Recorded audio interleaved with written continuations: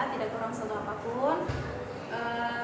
Dan tetap semangat belajarnya, meskipun kalian belajar di rumah, tapi tetap semangat. Jangan lupa terus berdoa, mudah-mudahan wabah corona yang sedang melanda Indonesia ini segera berakhir. Nah, pada kesempatan kali ini Miss akan menjelaskan materi bab 8, yaitu menggali nilai-nilai dan budaya bangsa melalui teks fabel. Apa itu teks fabel? Teks fabel adalah cerita yang menyajikan kehidupan binatang yang berperilaku seperti manusia. Nah, berperilaku di sini maksudnya binatang tersebut mampu berbicara, berpikir, dan berperilaku seperti halnya manusia. Oke, itu adalah pengertian dari teks fabel. Selanjutnya, ciri-ciri dari teks fabel ini yang pertama adalah bersifat fiksi. Apa itu fiksi?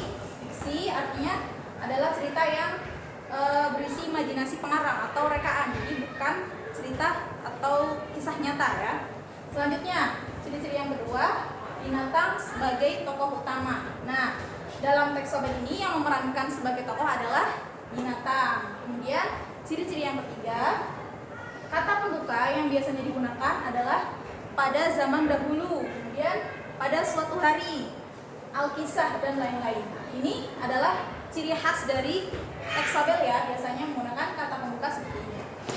Selanjutnya, ciri-ciri yang keempat adalah tokoh baik biasanya kehidupannya berakhir bahagia, dan tokoh jahat biasanya hidupannya berakhir sengsara. Yang kelima, ciri-cirinya yaitu menunjukkan kesan moral ya. Jadi teks fabel ini bukan hanya cerita atau alur ceritanya yang menarik, tetapi di situ ada pesan moral yang disampaikan oleh penulis kepada pembaca. Selanjutnya, ciri-ciri yang keenam adalah latarnya di alam. Maksudnya latar tempat, waktu, dan suasana dalam teks fabel ini di alam ya. Karena sesuai dengan yang memerankan. Di sini yang memerankan adalah binatang ya. Jadi kehidupan binatang itu kan menyatu dengan alam. Nah, itu adalah ciri-ciri dari teks fabel.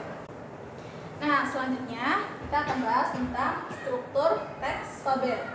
Struktur teks fabel ada 4, yaitu orientasi, kemudian komunikasi, yang ketiga resolusi, dan yang terakhir adalah koda.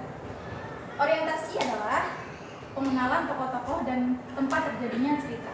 Jadi di bagian orientasi ini penulis menjelaskan mengenai siapa saja tokoh-tokoh yang memerankan, kemudian di mana tempat terjadinya cerita. Nah, otomatis karena ini teks fabel, jadi tempat terjadinya di alam ya, bisa di hutan ataupun di kebun dan lain-lain. Kemudian yang kedua yaitu komplikasi. Komplikasi ini biasanya sudah mulai ada pengenalan masalah sampai dengan terjadinya konflik dan klimaks atau puncak masalah.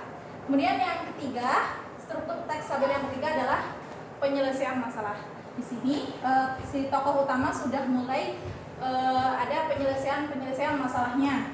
Nah, yang terakhir adalah koda.